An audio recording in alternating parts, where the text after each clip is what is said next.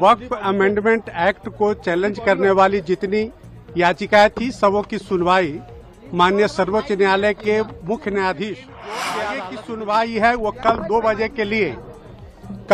के लिए एडजर्न किया गया है और अभी सुनवाई पूरे केस में दलील था कानून के हिसाब से।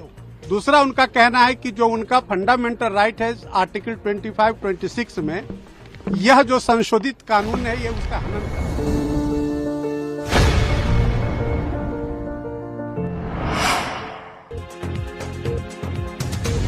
वक्फ अमेंडमेंट एक्ट को चैलेंज करने वाली जितनी याचिकाएं थी सबों की सुनवाई माननीय सर्वोच्च न्यायालय के मुख्य न्यायाधीश के अदालत में हुआ।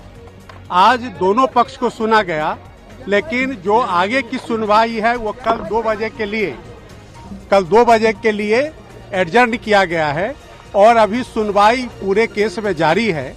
जो मुस्लिम पक्ष के जो वकीलों का कहना था कि सेक्शन 3 में, सेक्शन 9 में, सेक्शन 14 में, सेक्शन 36 में और सेक्शन 83 में जो अमेंडमेंट्स हुए हैं वो अमेंडमेंट्स उनके फंडामेंटल राइट का हनन करता है।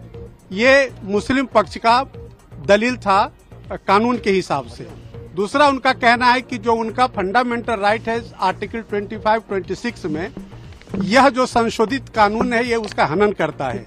लेकिन भारत सरकार के तरफ से सॉलिसिटर जनरल और हम लोग जो समर्थक इस संशोधन के हैं, हम लोग के तरफ से जो सीनियर एडवोकेट्स और हम लोगों ने भी अपनी बात संविधान सम्मत है और उसमें के अमेंडमेंट को जब आप देखेंगे, चाहे वो सेक्शन 3 का अमेंडमेंट हो, सेक्शन 9 का अमेंडमेंट हो, सेक्शन 14 का अमेंडमेंट हो, सेक्शन 36 का अमेंडमेंट हो, 83 में, तो कोई भी फंडामेंटल राइट का हनन नहीं हो रहा है।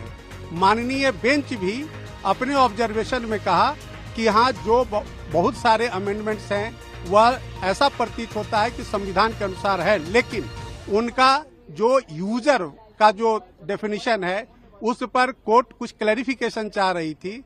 साथ ही साथ कोर्ट का कहना था कि जो काउंसिल के कॉन्स्टिट्यूशन में जो मेंबर्स हैं उसमें हिंदू मेंबर्स को लेकर के कोर्ट क्लैरिफिकेशन चाह रही है। इन दो मुद्दों पर कल सॉलिसिटर जनरल साहब से और जो हिंदू पक्ष के जो तमाम हम वकील हैं हम लोगों से उस पर असिस्टेंस मांगा है, क्लैरिफिकेशन मांगा है। अब कल जो है सारे मुद्दे की सुनवाई 2 बजे होगी।